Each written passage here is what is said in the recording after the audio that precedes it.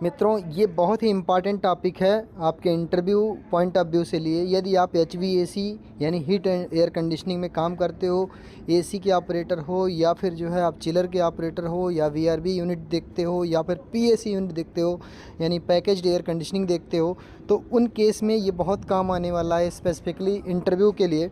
Interview point of view से इतना important है कि आप समझ नहीं सकते हो इसको। बहुत ही ज़्यादा इम्पॉर्टेंट है, बहुत ही क्रूशियल है। इसको ध्यान से समझना, आपके इंटरव्यू में बहुत काम आएगा और ज़रूर एक ना एक क्वेश्चन पूछा जाता है इससे। तो देखते हैं, पहले सैचुरेटेड टेम्परेचर क्या होता है, उसके बाद सारी बात करेंगे। पहले सैचुरेटेड टेम्परेचर का मतलब वो टेम्परेचर है जिस पर फेज चेंज होता है। सैचुरेटेड टेम्परेचर का मतलब वो टेम्परेचर जिस पर एक लिक्विड वेपर में कन्वर्ट होता है या एक लिक्विड सॉलिड में कन्वर्ट होता है। तो इन जनरल यहाँ पर हम वेपर में बात करेंगे, सॉलिड में पूरे लाइन में हमें कन्वर्ट नहीं करना है, तो लिक्विड को वेपर में कन्वर्ट करना है। वाटर के एग्जांपल लेते हैं। वाटर का सैचुरेटेड टेम्परेचर 100 डिग्री सेल्सियस होगा।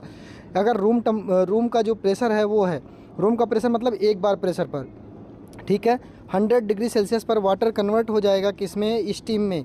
सिमिलरली यदि आप बात करते हो कोई रेफ्रिजरेंट की, तो उसका बॉइलिंग पॉइंट कुछ और होगा। इसी तरह से सबका बॉइलिंग पॉइंट होता है, उसी को हम सैचुरेटेड टेम्परेचर बोलते हैं, ठीक है। और वो प्रेशर बढ़ाने पर बढ़ता है, प्रेशर घटाने पर घटता है, तो ये वैल्यू आप याद रखना। तो सैचुरेटेड सक्शन टेम्परेचर वो टेम्परेचर है जिस पर सैचुरेटेड लिक्विड सक करा जाता है, खींचा जाता है किसमें, कंप्रेसर में, कंप्रेसर लाइन में खींचता है, ठीक है। सैचुरेटेड कंडेंसिंग टेम्परेचर क्या होता है? कंडेंसिंग टेम्परेचर वो टेम्परेचर है जिस पर वो लिक्विड में कन्वर्ट होता है, वेपर से लिक्विड में। यानी हाई टेम्परेचर हाई प्रेशर का लिक्विड जब जो है कंडेंसर में जाता है, तो कंडेंसर में हीट अपना लूज करता है इन्वायरमेंट को, और जो है हीट लूज करने के लिए फोर्स्ड कन्वेक्शन वहाँ यूज किया जाता है। फैन होगा या फिर वो वाटर होगा, उस पर सर्कुलेट करता है, उससे वो हीट को लूज करता है और कूल होने के बाद अपना फेज चेंज कर लेता है, लेकिन प्रेशर सेम रहता है।